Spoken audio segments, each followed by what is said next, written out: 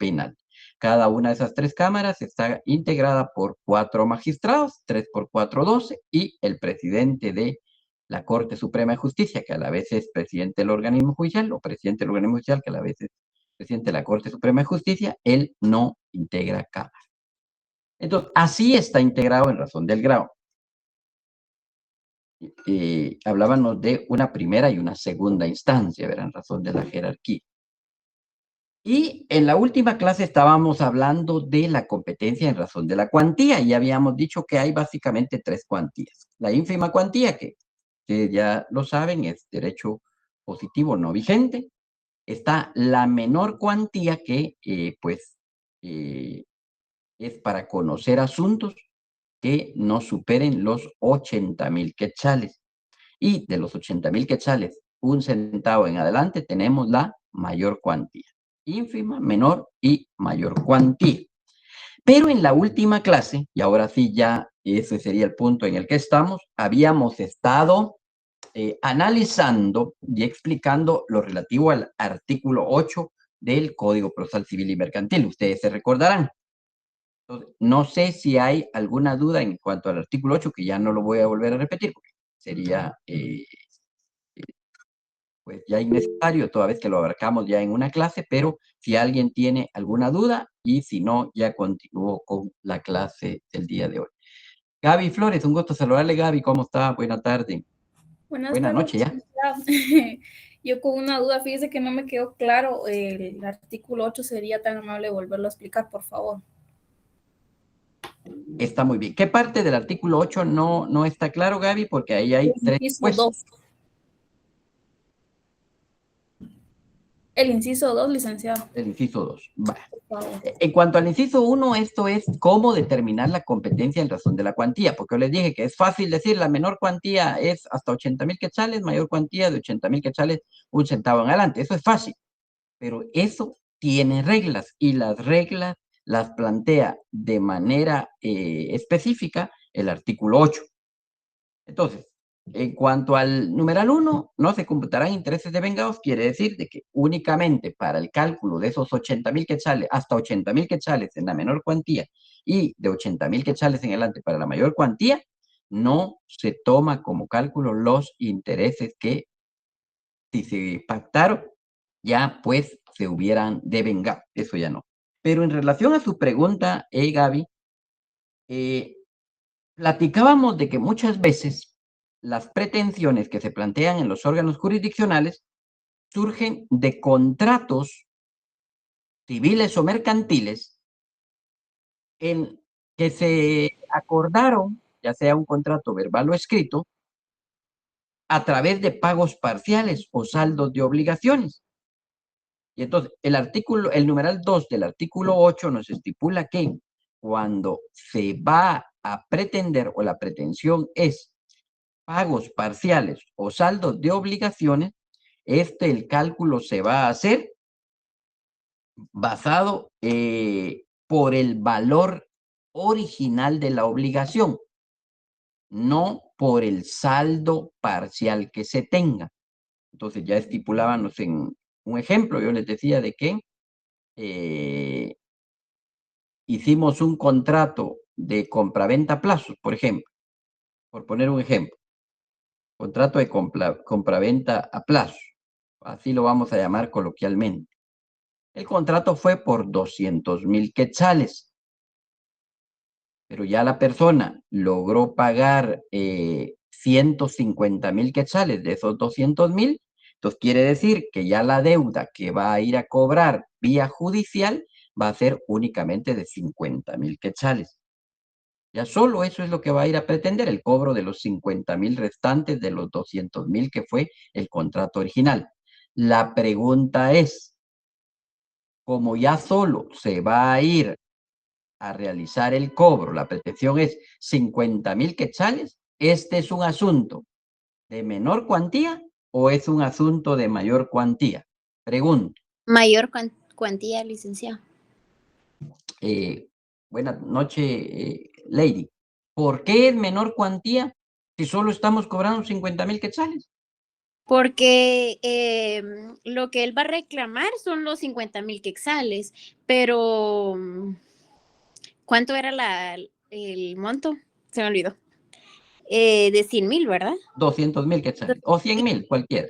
Y la mayor cuantía, o sea, se reclama lo que del inicio, el monto de inicio, o sea, en este caso sería los 100,000 quetzales, ¿verdad? Totalmente, Lady, así es, 100 Pero puntos. se Es reclama son numeral segundo, después de la coma. Voy a volver a leer el numeral segundo, aunque eso ya lo explicamos muy bien el día lunes, hace 8 días. Leo después de la coma, numeral segundo.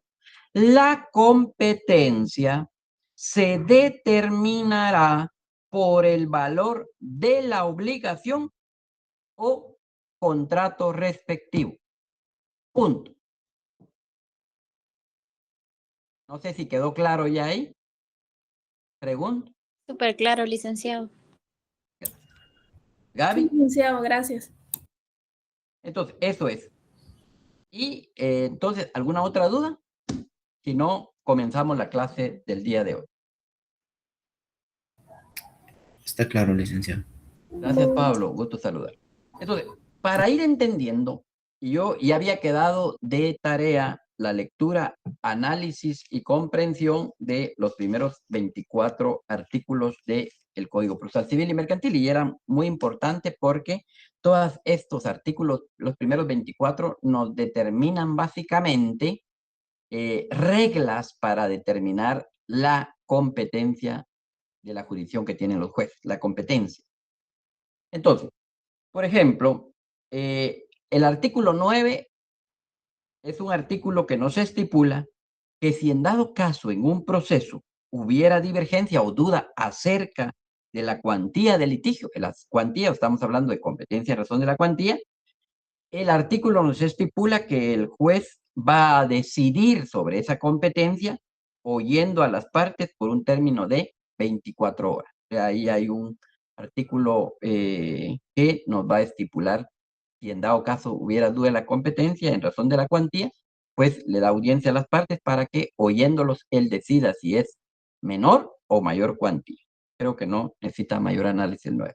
Artículo 10. El artículo de alguien que nos vaya leyendo artículos así rápido, fuerte y con la claridad que ustedes saben. Artículo 10. Gracias, Pablo. Asuntos de valor indeterminado. En los asuntos de valor indeterminado es juez competente el de primera instancia. Ese artículo también no merece mayor explicación, creo yo, es muy claro. Aquí nos está diciendo que aquellos asuntos que no tengan un valor determinado en cuantía, ese asunto de valor determinado, eso lo conoce el juez de primera instancia. Quiere decir, en otras palabras, que los jueces de paz no conocen asuntos de valor indeterminado. Los jueces de paz solo conocen asuntos de valor determinado en materia civil hasta 80,000 quetzales. Ejemplo, un asunto de valor indeterminado, por ejemplo, es un juicio ordinario de reivindicación de la propiedad. Ahí no se está discutiendo un asunto en razón de cuantía, sino es un asunto para buscar la reivindicación de la propiedad que una persona considera que la ha perdido. Pues no se está calculando un asunto de valor determinado, sino el asunto es reivindicar una propiedad. Eso es indeterminado. Otro ejemplo, si yo estoy planteando un juicio de sumario de desocupación, que solo busco, no voy a cobrar ninguna renta, no voy a cobrar ningún tema económico, sino únicamente busco que la persona me entregue el bien inmueble que yo le arrendé, eso es un asunto de valor indeterminado, solo se está buscando la desocupación. Entonces, esos asuntos de valor indeterminado los conoce sí y solo sí el juez de primera instancia. No creo que no hay mayor discusión. Dick, buenas tardes. Ese sería un juicio de desahucio. Sí, el juicio de desocupación o desahucio, la ley tiene indistinto el nombre, Manuela, la ley lo estipula como juicio de desocupación o juicio de desahucio, no tiene son sinónimos para el código. En la doctrina sí hay diferencia, pero en el código no hay diferencia entre desocupación y desahucio. Gracias, Lick. Artículo 11. Alguien que nos lea el artículo 11. Así rápido, compañeros, para ir avanzando un poco. Determinación del valor en la acumulación objetiva de demandas. Si en un mismo proceso se establece a la vez varias pretensiones, en los casos en que esto pueda hacerse conforme a lo prevenido en este código, se determinará la cuantía del proceso por el monto a que ascendiere todas las pretensiones entabladas. Gracias, Pablo. Acá nos está estipulando el artículo 11 que si en un proceso se entablan varias pretensiones, o sea, por lo general, en un proceso casi siempre va una sola pretensión. Yo voy a solicitar el desahucio de solo un bien inmueble. Por ejemplo, ahí es solo una pretensión. Pero si yo pretendiera, en este mismo ejemplo, juicio sumario, desocupación o desahucio, de varios bienes inmuebles, ahí son varias pretensiones que estoy acumulando. Yo digo, ya no voy a llevar este proceso en varios, sino voy a ir en una sola demanda, voy a plantear varias pretensiones. Ahí el artículo 11 es claro que cuando se entabla varias pretensiones, en los casos que esto puede hacerse conforme a lo prevenido en este código, que es el artículo 55, que ahorita vamos a leer el artículo 55, se determinará la cuantía del proceso. Aquí está la clave de este artículo 11. Se determinará la cuantía del proceso por el monto a que ascendieren todas las pretensiones entabladas. Punto. ¿Qué quiere decir? Se suman las pretensiones en los montos y ese es el valor de la cuantía que hay que considerar para plantear mi demanda y determinar si es menor o mayor cuantía. ¿Dudas, comentarios? Artículo 11. No hay. Artículo 12. Alguien que nos pueda leer el artículo 12. Competencia por razón del domicilio. Artículo 12. Cuando se ejerciten acciones personales, es juez competente en asunto de mayor cuantía. Es juez competente en asunto de mayor cuantía el de primera instancia del departamento en el que el demandado tenga su domicilio. En el de menor cuantía, el juez menor de su vecindad. En los procesos que versen sobre prestaciones de alimentos o pago de pensiones por ese concepto, será competente el del lugar donde resida el demandado o donde tenga su domicilio la parte demandante, a elección de esta última. Aquí hay dos aspectos. Uno, el primer párrafo del artículo 12, si ustedes lo ven, son asuntos civiles o mercantiles, pudiera ser. El segundo párrafo se refiere a un asunto de familia relativo a las pensiones alimenticias. Primer punto que creo que es importante rescatar. Vamos al primer párrafo del artículo 12. Acá lo específico es que cuando se ejerciten acciones personales, subrayemos esas palabras, por favor, porque eso nos delimita En otras palabras, este artículo 12 nos está haciendo determinación de la competencia en relación a asuntos de acciones personales. Acá no lo vamos a repetir, pero ustedes ya lo vieron allá en derecho, no sé si derecho 3 o derecho 4, se dividía, hay una clasificación entre derechos o acciones personales y acciones reales, derechos personales y derechos reales. Eso ustedes ya lo vieron. Entonces, acá el artículo 12 nos está determinando qué juez es competente en asuntos de acciones personales. Ustedes recordarán que las acciones personales es la que se entabla en relación o búsqueda hacia una persona, a diferencia de las acciones reales, que allá se busca, la pretensión va enfocada hacia los derechos, hacia un bien mueble o inmueble, porque esos son los derechos reales. Acá se está refiriendo a las acciones personales. Por eso es bien importante ahí subrayar acciones personales. En ese sentido, ¿qué nos está estipulando el artículo 2? Nos está estipulando que cuando se planteen demandas en las que se ejercitan acciones personales, es juez competente ¿quién? En asunto de mayor cuantía, el de primera instancia del departamento en que el demandado tenga su domicilio. La acción personal se va a plantear ante el juez donde tenga su domicilio el demandado. O sea, allá donde el demandado tenga su domicilio, ahí es donde se va a plantear la demanda. Esa es la regla general. Muchas veces no se plantea porque en los contratos, ustedes recordarán, eso ya lo vieron con Eli Goldman y lo volvimos a ver el viernes pasado, existe lo que se llama el pacto de sumisión o aquello de la renuncia al fuero del domicilio. Por eso es que muchas veces el actor define dónde va a plantear su demanda, pero si no hubiera eso, no se hubiera pactado eso, aquí el artículo 12 nos está diciendo que cuando se plantean asuntos en relación a acciones personales, se debe plantear en el juzgado, asuntos de mayor cuantía, en el juzgado de primera instancia del departamento en el que el demandado tenga su domicilio. Acá nos hace otro recordatorio, derecho 1. Cuando ustedes leyeron en derecho 1, ustedes estudiaron el libro primero, allá se recordarán que domicilio se refiere a la circunscripción departamental donde la persona ejerce sus derechos y obligaciones. Domicilio departamental. Punto y coma. Sigo leyendo primer párrafo del 2. En el de menor cuantía, los asuntos de menor cuantía, se va a plantear la demanda en acciones personales, donde está el juez menor de la vecindad del demandado.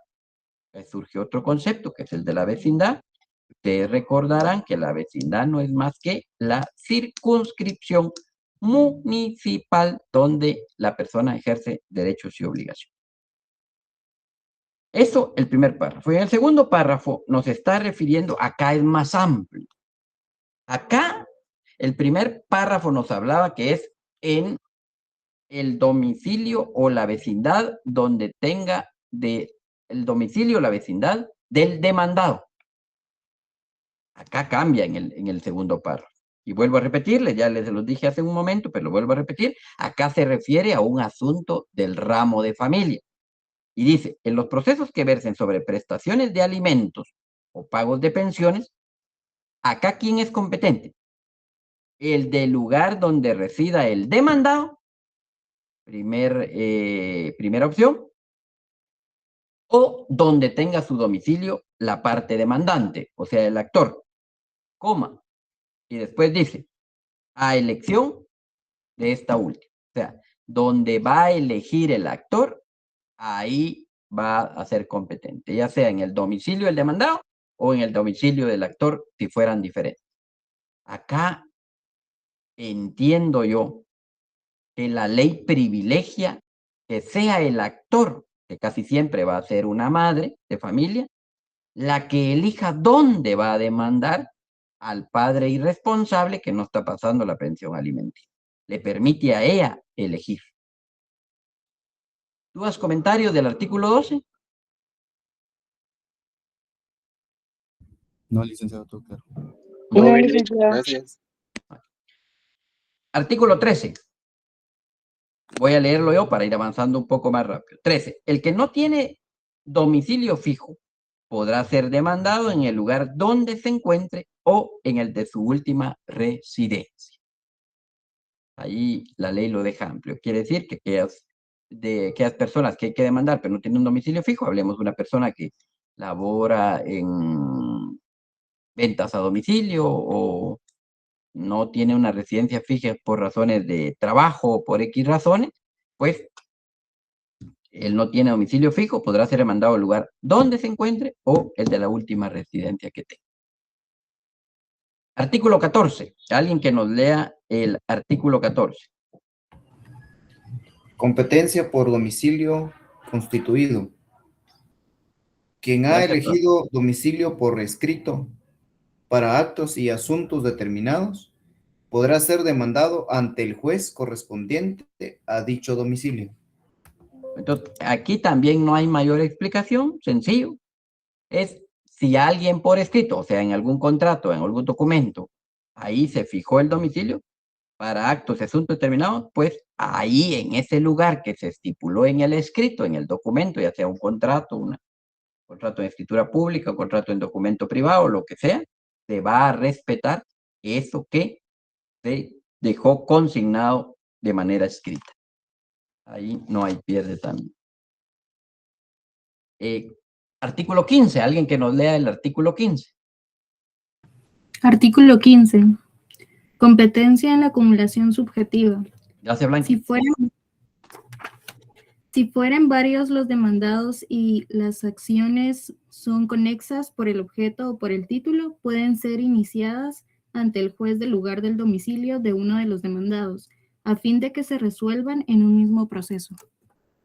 Entonces, aquí nos está estipulando lo que se llama la acumulación objetiva. Varias demandas o procesos se pueden acumular en razón de los sujetos procesales que están actuando. Entonces, el artículo 15 nos plantea que si fueran varios los demandados, o sea, se va a demandar a varias personas, y el objeto del proceso o la pretensión que se tiene son conexas, ya sea por el objeto o por el título. Por ejemplo, todos hayan comparecido en un mismo contrato, por ejemplo, ese sea el título, pueden ser iniciadas ante el juez del lugar del domicilio de uno de los demandados. O sea, no hay que ir a demandar a cada uno. Si se puede plantear en una sola demanda, se demandan a varios, son varios los demandados, y se va a elegir el domicilio de alguno de los demandados. La ley da la opción de que el actor pueda plantear su demanda ante el domicilio de uno de los demandados. Artículo 16. Alguien que nos lea el artículo 16. Competencia en los procesos sobre reparación de daños. En las demandas sobre reparación de daños, es juez competente el del lugar en donde se hubiere causado. Creo que, gracias, Blanqui, eso creo que también no merece mucha explicación. Si yo voy a plantear un juicio ordinario de daños, ¿ante qué juez lo voy a plantear? Sencillo, el artículo 16 nos está diciendo que debo de plantearlo ante el juez del lugar donde se hubiere causado el daño. Si es un asunto de menor cuantía y el daño fue un accidente automovilístico, por ejemplo, en el municipio de San Lucas del departamento de Zacatepeques, pues como es un asunto de menor cuantía, lo voy a plantear en el juzgado de paz de ahí de San Lucas, Zacatepeques. Si es un asunto de mayor cuantía y el accidente fue ahí también en San Lucas, Zacatepeques, como es mayor cuantía, en San Lucas no hay juez de primera instancia. El juez el juez que conoce la mayor cuantía en asuntos de daños que se dieron en San Lucas, Zacatepeques, va a ser el juez de Antigua Guatemala, que está en Antigua Guatemala, que es el departamento de Zacatepeques. Allá debo ir a plantear ese asunto por daños que se dio ahí en el municipio de San Lucas, Zacatepeques, porque en San Lucas, Zacatepeques no hay juez de primera instancia, solo hay juez de paz. Sí, Manuel, gusto saludarle. Buenas noches, una pregunta. ¿Y los juzgados de tránsito, pero municipales, ante ellos qué se plantea? O sea, tendrían siendo de menor cuantía o juzgados menores, o es otro tipo de proceso el que se lleva ahí? Ninguno, Manuel. Los juzgados de tránsito son juzgados que pertenecen a las municipalidades. Nosotros estamos hablando aquí, ya lo planteaban, a todos los órganos jurisdiccionales que pertenecen al organismo judicial. Los juzgados de tránsito son únicamente juzgados que surgen producto de la ley de tránsito para resolver asuntos con relación a los problemas de tránsito. Ejemplo, las multas que se impongan por infringir el reglamento de tránsito. Solo eso es, Manuel Lara. Pero un hecho de tránsito, un accidente o algo así, no procedería ahí, ¿o sí? No, todos los asuntos penales o civiles que surjan producto de un accidente de tránsito se van a dilucidar en los juzgados del organismo judicial. Es un asunto penal en los juzgados penales. Si solo es para cobrar el daño, no es para ver la culpabilidad de las personas, se va a ver en un juzgado civil del organismo judicial. Gracias, Lic. No Sí, sé sí, si sí, le quedó gracias. claro, Manuel, si no, lo Me vuelvo quedó, a explicar. me quedó claro, gracias. Gracias, Manuel. No, gracias a usted. Entonces, 17. Alguien que nos lea el... Select. Derecho Artículo del 17. que ejercite acción personal. El demandante en toda acción personal tendrá derecho de ejercitar su acción ante el juez de domicilio del demandado, no obstante, cualquier renuncia o sometimiento de éste. Aquí es un asunto muy parecido al estipulado en el artículo 12. Acá también, ¿qué nos está estipulando el artículo 17? Dice que, voy a cambiar la palabra demandante por actor. El actor en toda acción personal tiene el derecho de ejercitar su acción ante el juez del domicilio del demandado. Sigue la misma línea de lo estipulado en el artículo 12.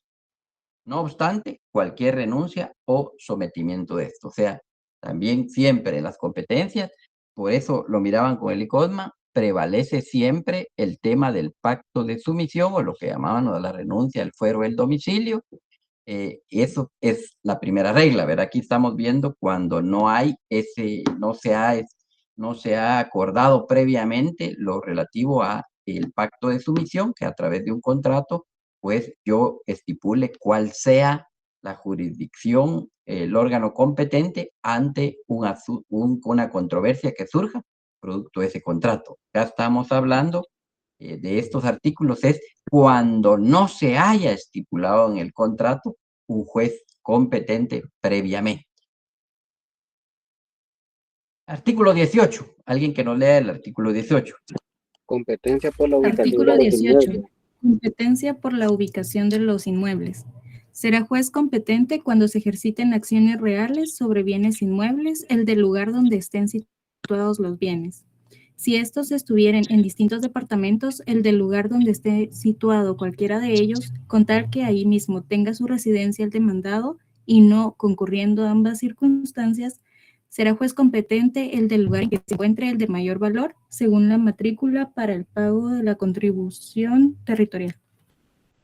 Acá en el artículo 18, a diferencia de lo que hice hincapié en el artículo 12, acá es importante subrayar y resaltar dos palabras: acciones reales. Allá el 12 eran acciones personales, acá son acciones reales. Este artículo 18 nos da parámetros para establecer la competencia en cuanto a la pretensión sea lo referente a acciones reales. Eso es lo primero que hay que tener claro en este artículo 18. Acá nos da determinación de una pretensión que se refiere a acciones reales. Eso ya les dije que ustedes ya lo estudiaron allá en los semestres anteriores, la diferencia entre acciones personales y las acciones reales. Allá el artículo 12 nos plantea cómo se debe terminar la competencia cuando son acciones personales. Acá es cuando son acciones reales. Vuelvo a repetir, ya lo repetí hace un momento, ya lo dije hace un momento, pero lo vuelvo a repetir. Las acciones reales se refieren cuando la pretensión va dirigida hacia la búsqueda de un derecho, de un bien mueble o inmueble. Esas son las acciones reales. Y entonces, ya entendiendo esto, vamos a leer el artículo 18 nuevamente. Será juez competente cuando se ejerciten acciones reales sobre bienes inmuebles. Este 18 no solo nos delimita que es acción real, sino nos delimita que es una acción real sobre un bien inmueble. Sigo leyendo. El del lugar donde estén situados los bienes. Esa es la regla general. O sea, si yo voy a plantear un asunto que se refiere a una acción real, lo voy a plantear ante el juez donde esté ubicado el bien inmueble. Si es un asunto de valor indeterminado, será el juez de primera instancia de donde esté ubicado el bien inmueble. Esa es la regla general, nos da ese primer párrafo. El segundo párrafo nos da algunas excepciones a la regla. Y sigo leyendo. Si estuvieran en distintos departamentos, se está refiriendo lógicamente a los bienes inmuebles. Si estos estuvieran en distintos departamentos, el del lugar donde esté situado cualquiera de ellos. Nos deja amplio. O sea, donde esté cualquier inmueble, ahí puedo plantear yo si son varios los bienes inmuebles. Si hay un bien inmueble que está en San Marcos, otro que está en Quetzaltenango, otro que está en Sololá, se debe elegir en cualquiera de ellos. Con tal que allí mismo tenga su residencia el demandado. O sea, no solo se debe de privilegiar donde está el bien inmueble, sino también la residencia del demandado. Punto y coma. Y no concurriendo a ambas circunstancias, o sea, será juez competente el del lugar en que se encuentre el de mayor valor según la matrícula para el pago de la contribución territorial. Esta es la otra regla. Ante no poder aplicar la regla del primer párrafo ni del segundo párrafo, se va a plantear la demanda ante el lugar en que se encuentre el bien inmueble que tenga el valor mayor. El valor mayor, que se va a determinar de acuerdo a la inscripción que tenga en el catastro, ya sea el catastro de la municipalidad o el catastro del Ministerio de Finanzas Públicas. ¿Dudas, comentarios, compañeros, en relación a este artículo 18?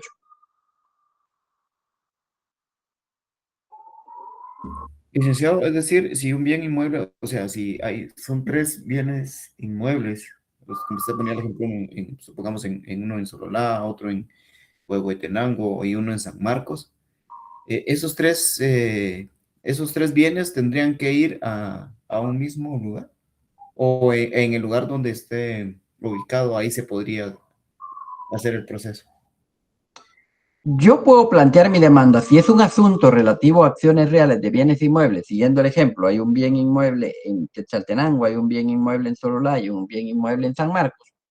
Puedo plantear mi demanda de cada bien inmueble en cada uno de los departamentos. Eso no hay problema. Pero pudiera ser, y a esto se refiere el artículo 18, que yo desee plantear la demanda de 3 pretensiones de bienes inmuebles ubicadas en distintos departamentos en una misma demanda. Ahí la pregunta es, ¿en dónde planteo la demanda? Si es un asunto de mayor cuantía, ¿en el juzgado de primera instancia de San Marcos, o ante el juzgado de primera instancia de Sololá, o ante el juzgado de primera instancia de Quetzaltenango? Eso es lo que nos está planteando el artículo 18. Si yo quisiera plantear la demanda en conjunto, si yo la quiero plantear en diferentes departamentos, acorde a cómo están ubicados los bienes inmuebles, ahí no hay inconvenientes. Ahí planteo la demanda del asunto de San Marcos en el juzgado de San Marcos. El bien inmueble de Quetzaltenango en el juzgado de instancia de Quetzaltenango. El del inmueble Sololá en el juzgado de instancia de Sololá. Ahí no hay ningún inconveniente. El inconveniente es si yo deseo plantear mi pretensión respecto a 3 bienes inmuebles ubicados en 3 departamentos en una sola demanda. Ahí eso es lo que está planteando el artículo 18. Y nos da varios parámetros. Puede ser en uno, si el señor vive en Sololá, entonces planteo los 3 asuntos en Sololá, que ahí está la residencia del demandado. Eso nos da el primer párrafo, el primer supuesto del segundo párrafo del 18. Y no concurriendo a ambas circunstancias, será juez competente el del lugar en que se encuentre el de mayor valor. Tengo que ver cuál tiene mayor valor, el de Quetzaltenango o el de Sololá San Marcos. Ahí donde esté el bien con mayor valor, en ese juzgado voy a plantear la demanda. Sí, Manuel. ¿Qué tal? Buenas tardes. Fíjese que yo vi este criterio aplicado, pero en un sucesorio intestado, que habían propiedades en diferentes departamentos, pero la propiedad que tenía el mayor valor era aquí en la capital, pero obviamente por accesibilidad y todo, eligieron el de aquí en la capital, pero no sé si se podría tomar en cuenta así. No, Manuel, en el artículo 21 vamos a hablar la competencia en razón de procesos sucesorios. Ahorita lo vamos a ver. Vale, gracias. Ahorita no es un asunto de proceso sucesorio, es un ejemplo de la reivindicación de un juicio ordinario de reivindicación de la propiedad, por ejemplo. Ahí dónde lo planteo, ¿verdad? O quiero plantear un juicio. Otro ejemplo más sencillo, lo voy a repetir mucho, pero porque es lo más sencillo. Sumario de desocupación de 3 inmuebles que están en un departamento. Lo quiero plantear en una sola demanda. Ahí, ese es un ejemplo. Artículo 19. Alguien que nos pueda leer el artículo 19. Artículo 19. Competencia por la ubicación del establecimiento comercial o industrial. Si la acción se refiere a un establecimiento comercial o industrial, el demandante podrá deducirla ante el juez del lugar del establecimiento. Gracias, Blanqui. Acá no hay tanto problema. Acá se está, el artículo 19 nos está básicamente especificando la competencia cuando la acción, o sea, la pretensión, se refiere a un establecimiento comercial o industrial. El enfoque de la pretensión va a un enfoque de un asunto, de un establecimiento comercial o industrial. Aquí, ¿qué nos estipula la ley? Que la demanda la voy a plantear ante el juez del lugar en que esté situado el departamento. Si el asunto es de menor cuantía, en el juzgado de paz de ese municipio donde está situado el establecimiento. Si es un asunto de mayor cuantía, ante el juez de primera instancia del departamento donde está ubicado el establecimiento. Y creo que también es algo sencillo. Artículo 20. Competencia en acciones de naturaleza varia. Si la acción se refiere a bienes inmuebles y de otra naturaleza, o sea, bienes muebles o inmuebles, es juez competente en el lugar donde se encuentren los inmuebles. Eso es lo que está estipulando el artículo 20. Si yo voy a plantear una demanda y la pretensión de esa demanda es en relación a derechos sobre bienes inmuebles y derechos sobre bienes muebles, yo voy a determinar la competencia en el lugar donde se encuentren los bienes muebles. Ese es el lugar para poder determinar la competencia. Artículo 21. Manuel, si nos lee el artículo 21. Esto es competencia en el tema de los procesos sucesorios que usted nos platicaba hace un momento. Así, artículo 21. Competencia en los procesos sucesorios. La competencia en los procesos sucesorios corresponde a los jueces de primera instancia del último domicilio del causante. A falta de domicilio, al juez de primera instancia del lugar en el que exista la mayor parte de los bienes inmuebles que formen la herencia, y a la falta de domicilio de los bienes inmuebles, al juez de primera instancia del lugar en donde el causante hubiera fallecido.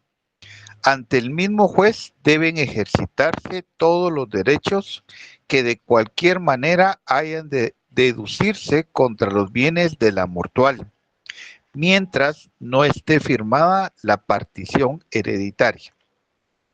No esté firme. Entonces, el artículo 21 nos estipula o nos deja claro cuando un asunto se refiere a proceso sucesorio, ya sea intestado o testamentario. Recuerden ustedes, procesos sucesorios se pueden llevar en la vía notarial o se pueden llevar en la vía judicial. Aquí estamos refiriendo a la vía judicial. En los procesos sucesorios hay varias reglas en un orden de prelación, que quiere decir tiene un orden de importancia. ¿Dónde voy a plantear mi demanda para un asunto de un proceso sucesorio? Esa es la pregunta. ¿Ante qué juez? El artículo 21 nos da las reglas y las vamos a ir leyendo en el orden de prelación, orden de importancia. O sea, la primera descarta a la segunda descarta a la tercera. Tiene un orden de prelación. Artículo 21. La competencia en los procesos sucesorios corresponde a los jueces de primera instancia del último domicilio del causante. Esa es la primera regla. primera regla, yo voy a plantear mi demanda relativa a un proceso sucesorio en donde tuvo el último domicilio la persona fallecida, que él es el causante. O sea, el que está provocando que se lleve el proceso sucesorio, que falleció y que ahora provoca que se lleve el proceso sucesorio. Primera regla, domicilio del causante. Excepción, a falta de domicilio, al juez de primera instancia del lugar en que exista la mayor parte de los bienes inmuebles que formen la herencia. O sea, si no se sabe dónde era el domicilio, la segunda regla es en el lugar donde se encuentren la mayor parte de los bienes inmuebles que formen la herencia. Segunda regla. Tercera regla. A falta de domicilio y bienes inmuebles, o sea, no se va a alegar en este proceso sucesorio, la pretensión no ronda en relación a bienes inmuebles, no se va a discutir bienes inmuebles, sino solo bienes muebles, por ejemplo. O el sucesorio solo va a discutir sobre herencia, sobre derechos de autor o bienes muebles, que es cuestiones que no son bienes inmuebles. Tercera regla, a falta de domicilio y a falta de bienes inmuebles, se va a plantear la demanda al juez de primera instancia del lugar donde el causante hubiere fallecido. Esa es la tercera regla. Punto y seguido. Ante el mismo juez deben ejercitarse todos los derechos que de cualquier manera hayan de deducirse contra los bienes de la mortual mientras no esté firme la partición hereditaria. Este último párrafo nos está estipulando que ahí donde se dilucide un proceso sucesorio, todas las acciones que surjan producto de ese proceso sucesorio, se van a llevar en una misma demanda en un juzgado. ¿Dudas, comentarios de este artículo 21? No sé si quedó claro.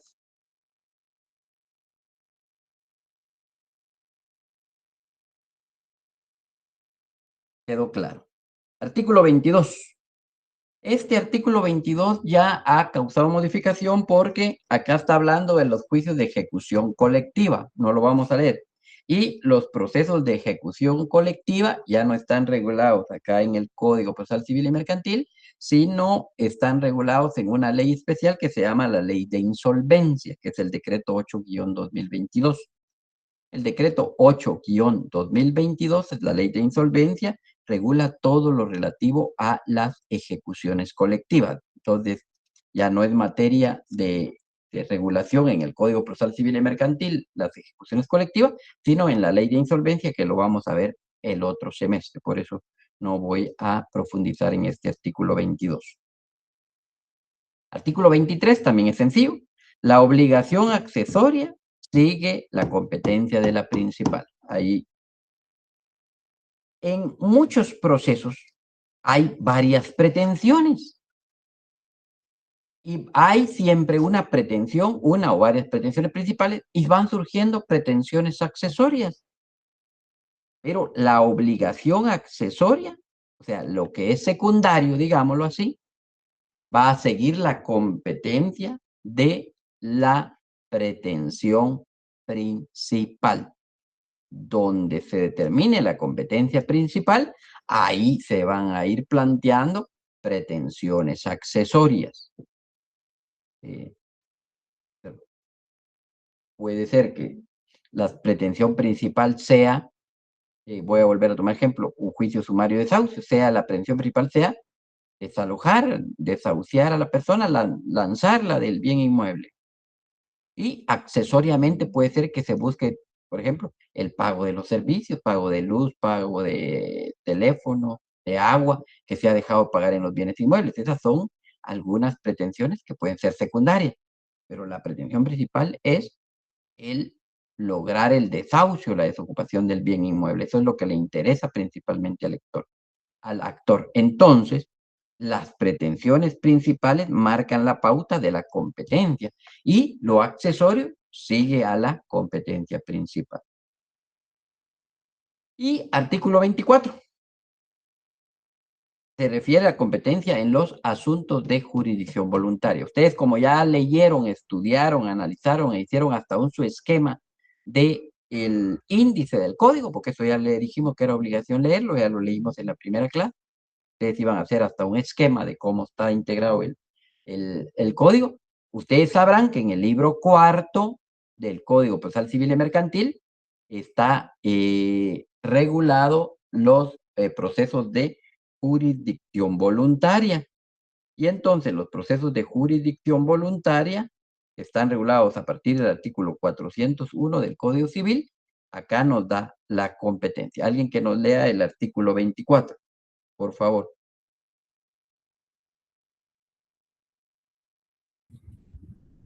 Artículo 24. Competencia en los asuntos de jurisdicción.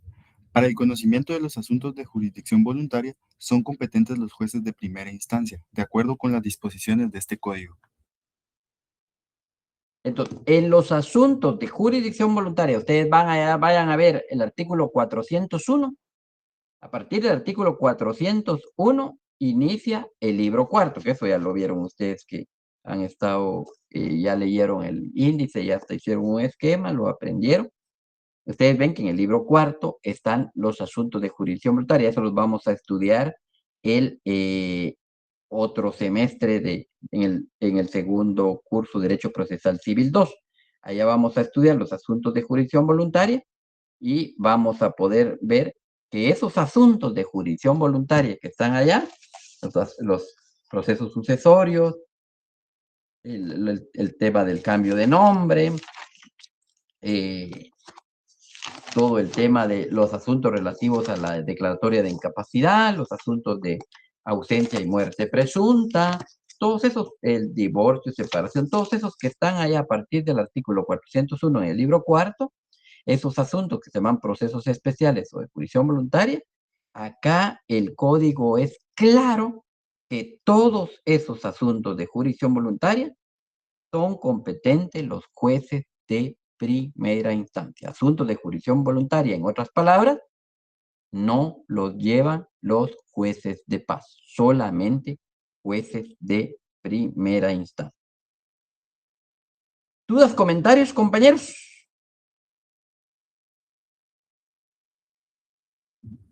No, licenciado, todo claro. Eso. Entonces, comenzar, Ulugrum. Me quedan 9 minutos, es que no alcanza el tiempo, compañeros. Es tan rápido pasa el tiempo y todo es tan importante que no alcanza el tiempo. Lady nos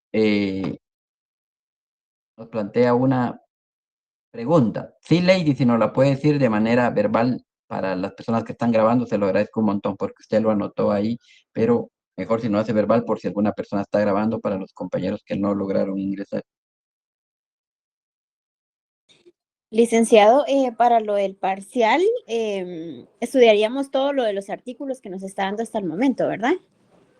Por supuesto, Lady, se recuerda que desde el primer día dije que leyéramos y que estudiáramos del 1 al 24. No es nada nuevo lo que estoy diciendo, ya lo dije.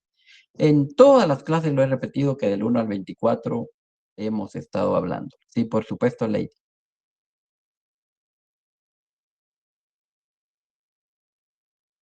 ¿Dudas, comentarios, compañeros? Voy a comenzar, ya no voy a subir la presentación porque me quedan los 8 minutos. Voy a empezar a hablar del tema, el siguiente tema, que es, cambiamos de tema, ya agotamos el tema de la jurisdicción y competencia. Voy a empezar a hablar ahora de un tema que se llama los actos procesales. Yo voy a pedirle, les cuento que con Maffer he estado en comunicación. Maffer se va a convertir en la auxiliar número 2, no soy mentira. Y le voy a pedir que nos pueda ir compartiendo una presentación que hicimos del día de hoy para que la empecemos a leer y estudiar para la próxima clase, pero que hoy empiezo a hablar. Maffer, no sé si está todavía en clase. No, creo que Maffer ya no está en la clase. Pero comienzo a hablar entonces hoy, a partir de este momento, de